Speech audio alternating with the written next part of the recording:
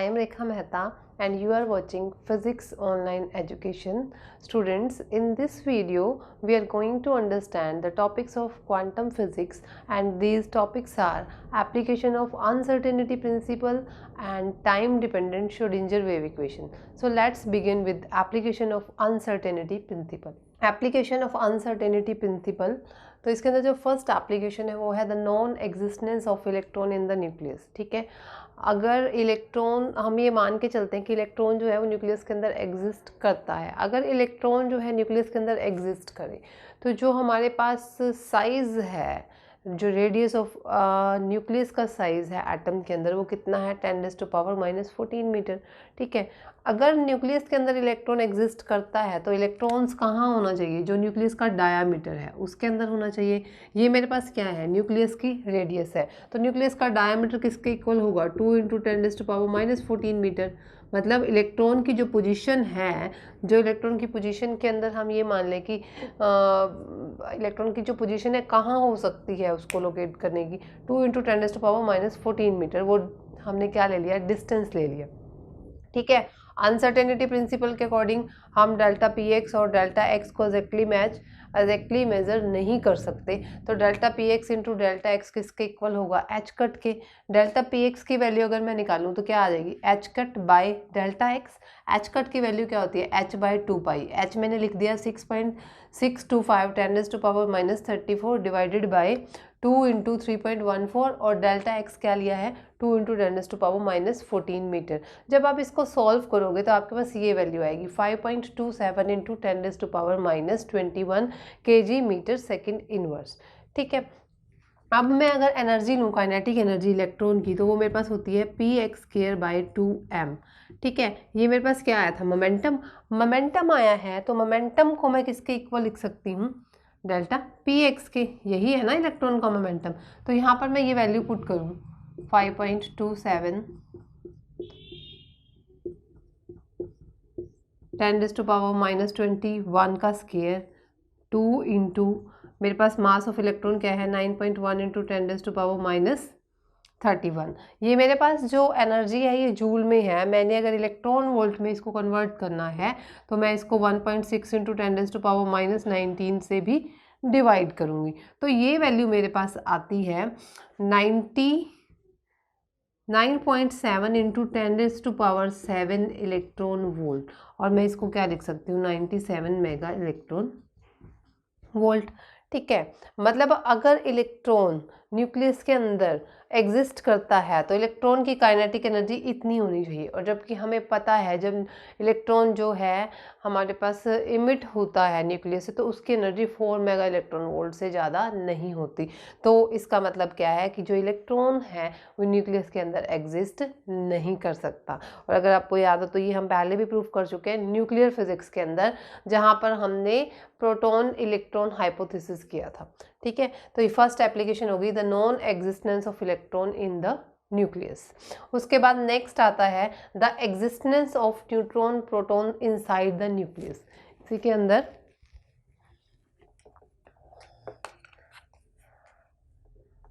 The existence of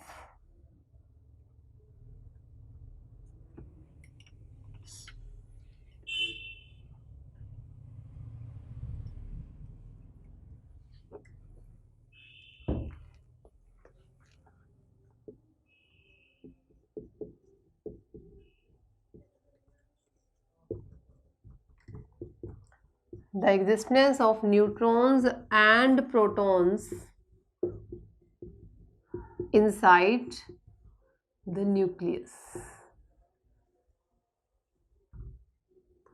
ठीक है, तो इसके अंदर हमारे पास ये यहाँ तक तो ये सही है, सेम है कि हमारे पास अगर न्यूट्रॉन या प्रोटॉन इनसाइड द न्यूक्लियस हैं तो हमारे पास डेल्टा पी एक्स तो ये आएगा. कहाँ चेंज आएगा? जहाँ पर मैंने एम मास ऑफ इलेक्ट्रॉन लिया था वहाँ पर अब क्या आ जाएगा? मास ऑफ प्रोटॉन या मास ऑफ न्यूट्रॉन. तो मैं इसी टर्म को अगर यहाँ से रिप्लेस करूँ तो यहाँ पर मैं मास ऑफ प्रोटॉन लिखूँगी. क्या होगा वो? 1.67 × 10⁻⁻27. ठीक है, और ये जूल में आएगा। अगर हमें उसमें इलेक्ट्रॉन वोल्ट में लेना है तो हम 1.6 × 10⁻⁻19 से इसको डिवाइड कर देंगे। जब आप इसको सॉल्व करेंगे तो ये वैल्यू आएगी 52 electron volt, kilo electron volt. ठीक है, कितनी आएगी? 52 किलो इलेक्ट्रॉन वोल्ट। तो जो ये एनर्जी है, ये एनर्जी हमारे पास आई है 52 किलो इलेक्ट्रॉन वोल्ट। ये एनर्जी लेस एनर्जी है जितनी कि न्यूट्रॉन और प्रोटॉन कैरी करते हैं। ठीक है, तो इसका मतलब क्या है? उस एनर्जी से लेस है, तो इसका मतलब न्यूट्रॉन और प्रोटॉन जो है वो इनसाइड द न्यूक्लियस एग्जिस्ट करते हैं। This is the second application of the uncertainty principle. Next is determination of atomic size. हमें क्या करना है? अनसर्टेनिटी प्रिंसिपल से हम एटॉमिक साइज को फाइंड आउट कर सकते हैं। ठीक है, इसके लिए हम क्या लेते हैं? हम एक सिंपल हाइड्रोजन एटम लेते हैं जिसके अंदर क्या होता है? 1 प्रोटॉन और 1 इलेक्ट्रॉन। अगर हम ये कहें कि जो एटॉमिक साइज है हाइड्रोजन का वो क्या है? A के इक्वल है, तो इलेक्ट्रॉन उसी रीजन के अंदर ही कन्फाइंड होगा। ठीक है, तो अनसर्टेनिटी प्रिंसिपल के अकॉर्डिंग हमारे पास डेल्टा P × डेल्टा X किसके इक्वल है? H कट के। ठीक है, और डेल्टा X यहाँ पर मैं क्या ले रही हूँ? A ले रही हूँ, क्योंकि साइज जो है एटम का वो क्या है? A है। तो इलेक्ट्रॉन जो है, जो अनसर्टेनिटी उसमें अनसर्टेनिटी इन पोजीशन होगा वो क्या होगा? A होगा। तो यहाँ पर मेरा जो डेल्टा P है वो किसके इक्वल आ जाएगा? H कट बाई A के। ठीक है, और मैं मोमेंटम लेकर चल रही हूँ। मोमेंटम P अप्रोक्सीमेटली किसके इक्वल होगा? डेल्टा P के। एनर्जी क्या होती है इलेक्ट्रॉन की? p² बाई 2m, यही होती है। तो यहाँ पर मेरे पास क्या आ जाएगा? P की जगह पर डेल्टा P का स्केयर क्या आ जाएगा? H cut square by A² 2m, ये आ गई। ठीक है, ये मेरे पास क्या है? एनर्जी आई है, काइनेटिक एनर्जी। और मैं अगर टोटल एनर्जी की बात करूं तो जो इलेक्ट्रॉन की इलेक्ट्रोस्टैटिक एनर्जी है वो मेरे पास किसके इक्वल होती है? -E² बाई A के इक्वल होती है। तो जो टोटल एनर्जी है वो मेरे पास क्या आ जाएगी? E is equal to H cut square by 2m_A² minus E² A। ये मेरे पास क्या आ गई? टोटल एनर्जी आ गई।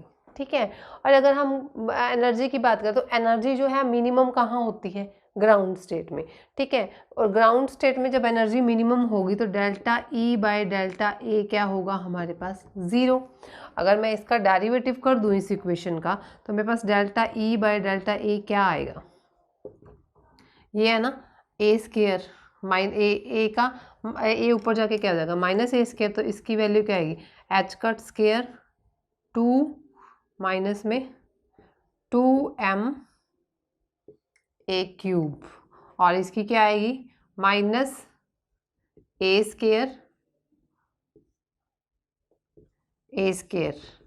A था ना, ये A की पावर -1 थी, माइनस माइनस प्लस हो जाएगा, A की पावर क्या आ जाएगा? A² आ जाएगा। ठीक है, और मिनिमम के लिए delta E by delta A क्या है? 0 है। तो इसको 0 का इक्वेट अगर आप लिखेंगे तो 2H cut square by 2m A³ is equal to -E² by A²। 2 minus से माइनस कैंसिल हो जाएगा, 2 से 2 कैंसिल हो जाएगा। और यहाँ पर मैं A को अगर मैं A0 के इक्वल लिख दूँ साइज ऑफ एटम को, तो मेरे पास ये वैल्यू क्या होगी? ये A³ है ना, यहाँ पर इससे कैंसिल हो जाएगा, यहाँ क्या रहेगा? A। तो मेरे पास क्या आ जाएगा? H cut square by m_A is equal to E²। ठीक है ना, यहाँ से ये कैंसिल हो जाएगा तो A आएगा। तो A की वैल्यू क्या आएगी? A को उधर ले जाओ, A आ जाएगा मेरे पास H cut square by m_E²। Clear?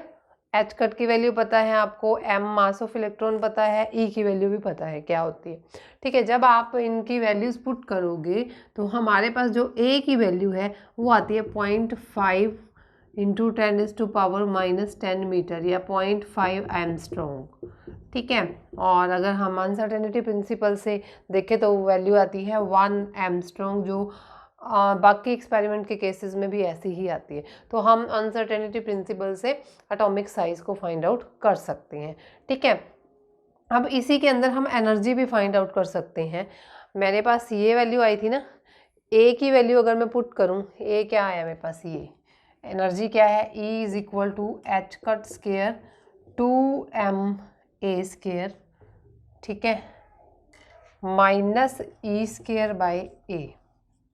अगर मैं इसके अंदर A की वैल्यू पुट करूं तो मेरे पास A की वैल्यू क्या आएगी, मेरे पास A की वैल्यू आएगी E is equal to H cut square by 2m, H cut की पावर 4 आ जाएगा यहाँ पर, और ये m स्केयर E की पावर 4 ऊपर चला जाएगा, ठीक है, minus E square by A मेरे पास क्या आएगा, H cut square m E square, H cut square से ये कैंसिल, m से m कैंसिल, ऊपर आएगा मेरे पास m E की power 4 by 2 H cut square, और यहाँ क्या आएगा m E की power 4 by H cut square. Solve करोगे तो क्या आ जाएगा, कॉमन लोगे 2m E की power 4 minus 2m minus m E की power 4 by 2 H cut square. जब वैल्यू इसके अंदर आप पुट करोगे तो ये एनर्जी जो है, ये वैल्यू भी पता है, ये भी पता है, ये भी पता है, तो माइनस 13.6 इलेक्ट्रॉन वोल्ट हमारे पास फर्स्ट जो ग्राउंड स्टेट की एनर्जी है हाइड्रोजन एटम की वो आ जाएगी, ठीक है। Next is ground state energy of linear harmonic oscillator. Linear harmonic oscillator अगर हम वन डायमेंशनल में लेना, तो वन डायमेंशनल में जो लीनियर हार्मोनिक ऑसिलेटर की एनर्जी होती है वो होती है हमारे पास px² by 2m plus 1/2m omega square x square, ठीक है।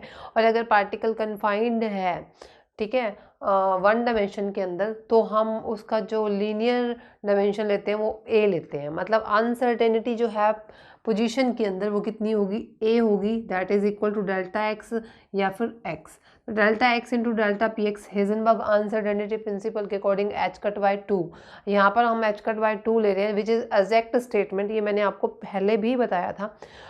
कुछ केसेस में हम delta x into delta P X approximate H cut लेते हैं, लेकिन exact statement delta x into delta P X is equal to H cut by 2 होती है। तो यहाँ पे हम एग्जैक्ट स्टेटमेंट लेकर चल रहे हैं, डेल्टा पी एक्स क्या आ गया, एच कट बाई 2a।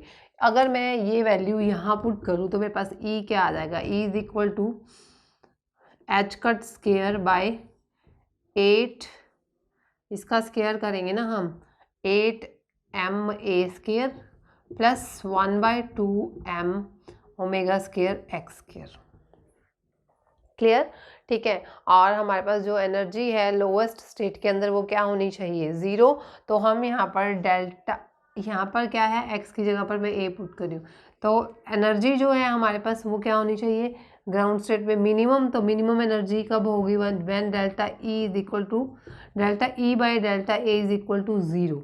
अब मैं यहाँ पर क्या कर रही हूँ, इसका डिफ्रेंशिएशन कर रही हूँ, delta E by delta A क्या आएगा, एच कट स्केयर 8m, ये ऊपर जाके माइनस 2a³ हो जाएगा plus 1/2m omega square into 2a हो जाएगा, ये 2 से 2 cancel, delta E by delta A मेरे पास क्या आ गया, minus 2h cut square 8ma³ plus am omega square, clear. अब मैं क्या कर रही हूँ, इसको 0 के इक्वल लिखेंगे ना, मिनिमम है, तो minus 2h cut square by 8ma³ is equal to am omega square, ठीक है। ये माइनस में हो जाएगा, माइनस से माइनस कैंसल, यहाँ पे मेरे पास क्या आ जाएगा 4 आ जाएगा। और अगर मैं h कट बाय 4, इधर मैंने m ले लिया, ये उधर जाकर क्या हो जाएगा a की पावर 4, m को नीचे ले आओ m स्केयर, ओमेगा को भी नीचे ले आओ ओमेगा स्केयर। तो मेरे पास अगर मैं a की वैल्यू देखूं तो a स्केयर की वैल्यू क्या आएगी, h cut by 2m omega, और a की वैल्यू क्या आएगी, यहाँ से a is equal to H cut by 2m omega की पावर 1/2। हमने अगर मैं लेट a को a0 ले लूँ यहाँ पर, ठीक है, तो यहाँ पे E जो है मेरे पास H cut square by 8ma0 square plus 1/2m omega square A naught का स्केयर। ए नोट लिया हुआ, कुछ भी ले सकते हो आप, ठीक है। ए नोट लिया है हमने यहाँ पे सारा।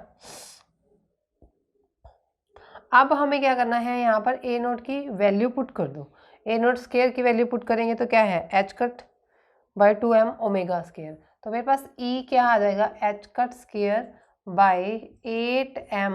ए नोट स्केयर की वैल्यू क्या थी, H cut into H cut by 2m omega plus 1/2m omega square.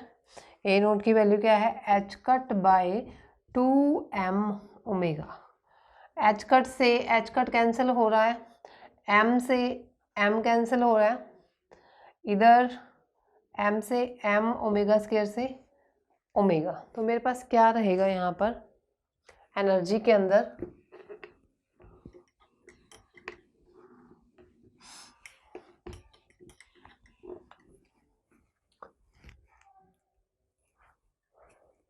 E is equal to, ये था ना, ये 4 आ जाएगा, H cut omega by 4 plus H cut omega by 4 2 H cut omega, क्या आ गया, H cut omega by 2, 1/2 H cut omega. कहीं जाना पहचाना लग रहा है ये, which is the 0 point energy of linear harmonic oscillator. ठीक है, तो हम ग्राउंड स्टेट की जो एनर्जी है लीनियर हार्मोनिक ऑसिलेटर की, वो फाइंड आउट कर सकते हैं by using the application of uncertainty principle. Next topic is time dependent Schrodinger wave equation. ठीक है, अभी तक जो हमने वेव इक्वेशन पढ़ी है वो ये है, y is equal to a cos omega t minus K X. ये हम लोग पढ़ चुके हैं, जिसके अंदर a क्या है, एम्पलीट्यूड, और ओमेगा टी माइनस एक्स ये क्या बताता है, फेज बताता है वेव का। ठीक है, ये हम अभी तक पढ़ चुके हैं। वेव मतलब जैसे हमने एक रोप है, रोप पे जो वेव बन रही है उस वेव की ये वेव इक्वेशन है। ठीक है, अब मैं क्या कर रही हूँ, अगर इस इक्वेशन के अंदर ये टर्म मैं क्या कर दूँ, सब्ट्रैक्ट कर दूँ, क्या टर्म है वो, माइनस आई ए sine omega T minus K x. तो क्या इसके अंदर कोई फर्क पड़ेगा, नहीं पड़ेगा। अब आप कहोगे कि कोई टर्म सब्ट्रैक्ट करी और उसके अंदर फर्क नहीं पड़ा, ये कैसे पॉसिबल है। देखो, अगर आप ध्यान से देखोगे तो ये टर्म क्या है, आयोटा लगा हुआ है, क्या है, इमेजिनरी टर्म है। अगर हम इसके अंदर से इस टर्म को सब्ट्रैक्ट कर भी दें तो कोई फर्क नहीं पड़ेगा, क्योंकि हमें जो इसका सोल्यूशन है वो क्या मिलेगा, रियल वैल्यू मिलेगी।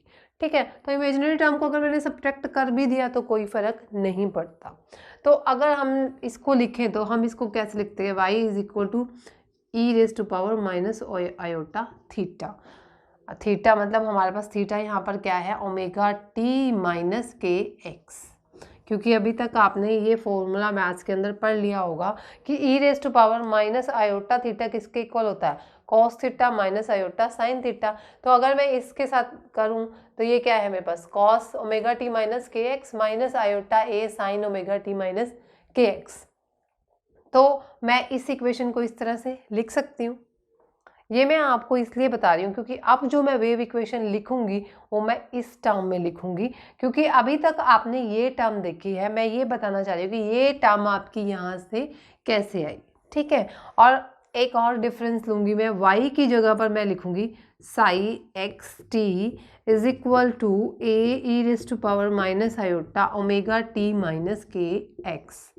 वजह, अभी हमने ये डी ब्रोगली जो सर ने जो हाइपोथेसिस दिया था उसके अकॉर्डिंग क्या है, जो एवरी मूविंग पार्टिकल है उनके साथ वेव्स एसोसिएट होती हैं। ठीक है, तो जो ये साई है ये क्या है, वेव फंक्शन है। और एक्स टी क्यों लिखा, क्योंकि जो ये वेव फंक्शन है वो किसका फंक्शन है, पोजीशन और टाइम का। ठीक है, जो साई है ना वो पीरियोडिक फंक्शन है टाइम का। पीरियोडिक फंक्शन मीन्स कि ऐसा फंक्शन जो मतलब रिपीट करता है अपने आप को at a certain time of interval. ठीक है, अपने आप को इटसेल्फ रिपीट करता रहे। जैसे वेव है, आपने पानी के अंदर पत्थर फेंका, आपने देखा कि वेव जो है एक पॉइंट पर अगर आप देखोगे ना तो वेव जो है वो क्या कर रही है, ऊपर नीचे हो रही है। मतलब वो अपने आप को रिपीट, एक रिपीट वाला टर्म जो हम वहाँ पर यूज़ करें तो इसको हम बोलते हैं पीरियोडिक फंक्शन ऑफ टाइम। ठीक है, अब psi X T is equal to A sine A E raise to power minus omega T minus K X. ठीक है, ये मेरे पास क्या है, ये एक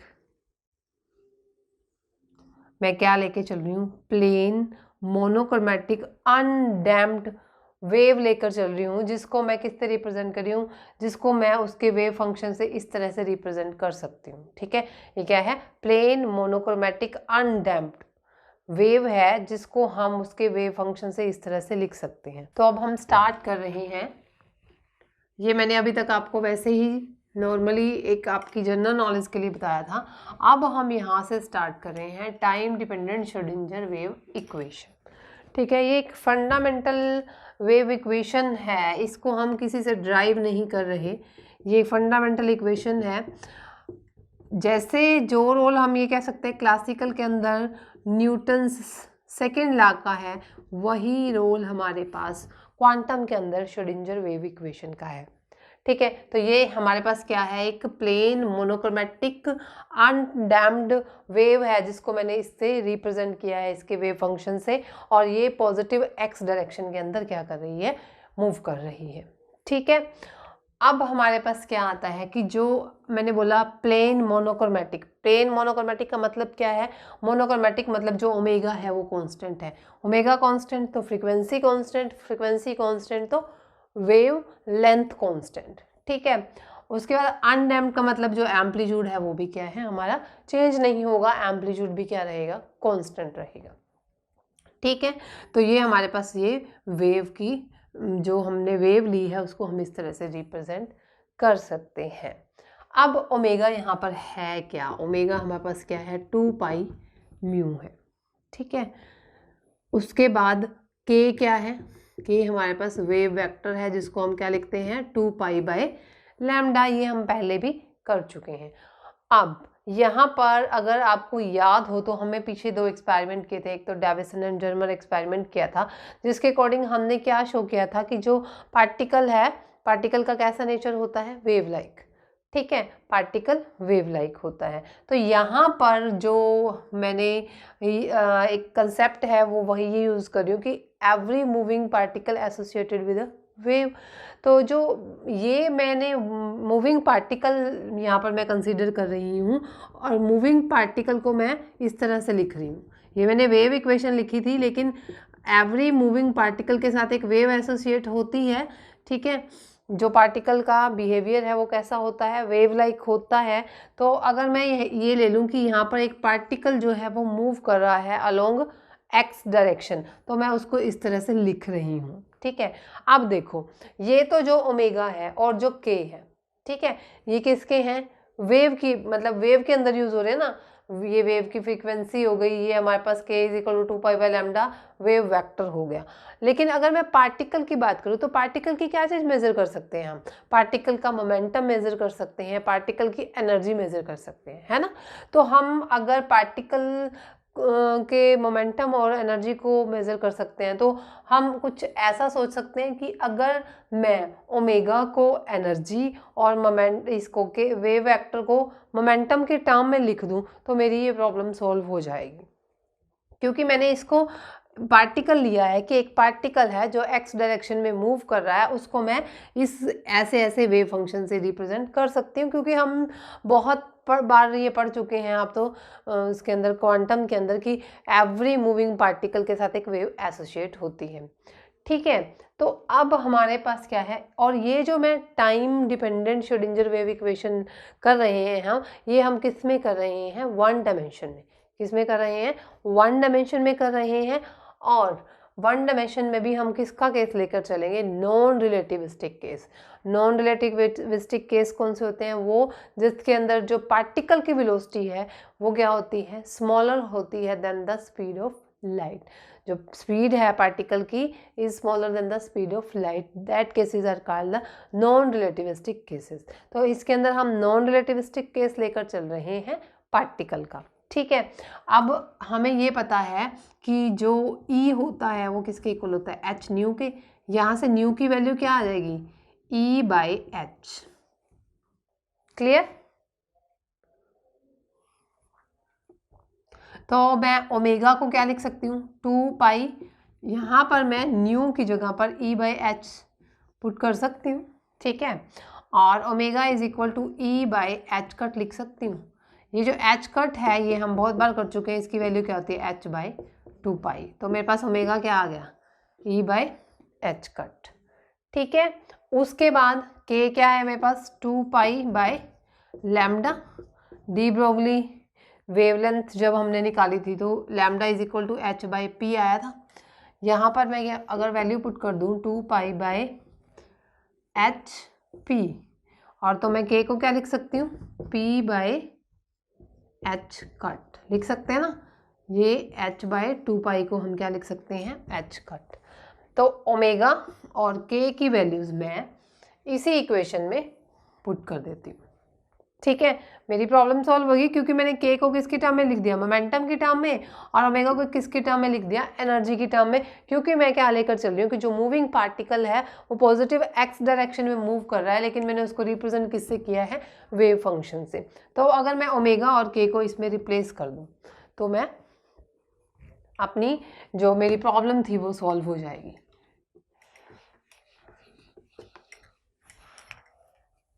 ठीक है। तो साई एक्स टी मेरे पास क्या आ गया, a e⁻⁻⁻, ओमेगा की जगह में मैं क्या लिखूंगी, E/h कट, और k की जगह पर मैं क्या लिख रही हूँ, p/h कट। h कट क्या है, कॉमन है, e⁻⁻⁻h कट बाहर ले लूँगी मैं तो अंदर मेरे पास क्या आएगा, et है यहाँ पर px है, तो et - px। क्लियर है, ठीक है। बुक्स में आपके पॉजिटिव x डायरेक्शन है तो px से भी रिप्रेजेंट किया होगा, वो हम कर सकते हैं, ठीक है। मैं सिंप्लिसिटी के लिए यहाँ पर p ही लेके चल रही हूँ। और हम साई को भी यहाँ पर एक बार साई लिख सकते हैं ताकि कंफ्यूजन ना हो बार बार, e⁻⁻⁻h कट et - px।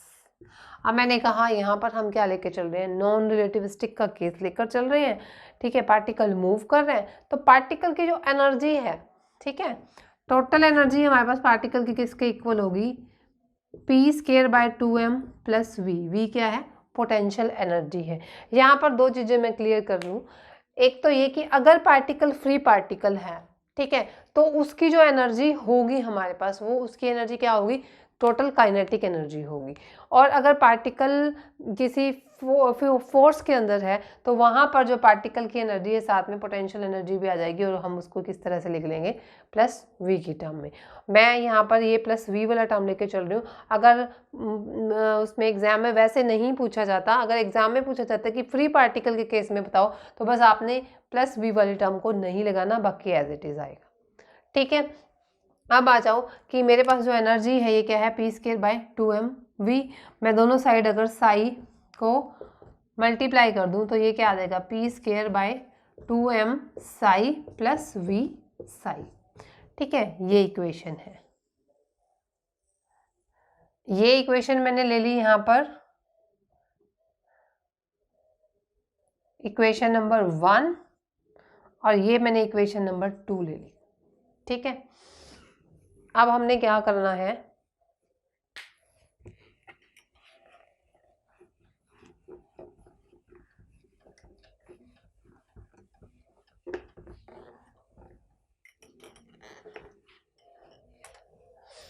मुझे वैल्यूज निकालनी है अब किसकी, ई साई की और p² साई की वैल्यू निकालनी है, ठीक है। उसके लिए मैं क्या करती हूँ, जो मेरे पास ये इक्वेशन है, ठीक है, ये जो इक्वेशन नंबर 1 है, मैं इस इक्वेशन नंबर 1 को पार्शियली क्या करती हूँ, डेरिवेटिव करती हूँ। पहले तो मैं विद रिस्पेक्ट टू x करूँगी, फिर मैं विद रिस्पेक्ट टू t करूँगी। अगर मैं इस इक्वेशन को with respect to x derivative करती हूँ तो साई करली साई बाय करली x, क्योंकि ये दोनों का फंक्शन है ना, पार्शियल डेरिवेटिव पहले मैं किसके रिस्पेक्ट में कर रही हूँ, विद रिस्पेक्ट टू x। ठीक है, तो मेरे पास क्या आएगा, a e raise to power minus iota h cut as it is e t minus P X. देखो e की पावर अगर हम डेरिवेटिव करते हैं किसी भी चीज़ का, तो हमारे पास e, मान लो e raise to power minus A X है, तो क्या आता है, e raise to power minus A X तो आता ही है, ये तो आएगा ही, साथ में इसका डेरिवेटिव आ जाएगा माइनस ए। ठीक है, ऐसे ही ये पावर तो मेरे पास आएगी एज इट इज़। अब मैं क्या कर रही हूँ, इसका डेरिवेटिव कर रही हूँ, तो मेरे पास यहाँ पर क्या आ जाएगा, माइनस पी, ये टर्म भी आएगी, क्योंकि इस टर्म से अगर मैं x का कर रही हूँ ना, तो minus iota H E T minus P x तो आ गया, ये टर्म तो ज़ीरो होगी क्योंकि t वाली टर्म है, ये टर्म आएगी तो ये टर्म इससे भी मल्टीप्लाई होगी, तो माइनस आयोटा एच कट ये भी आएगा और माइनस p ये भी आएगा। ठीक है, अब इसको सॉल्व करूँ अगर मैं,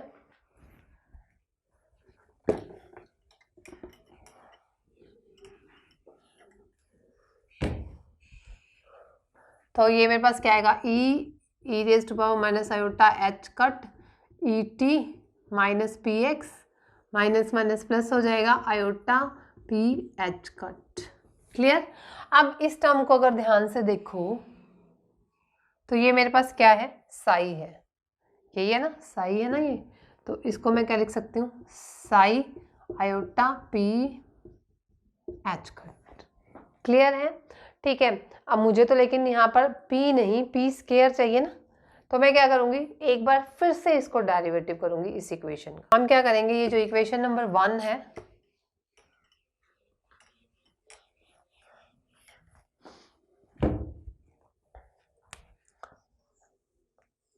इसको इक्वेशन नंबर 1 दिया था ना हमने, ये इक्वेशन नंबर 1 है।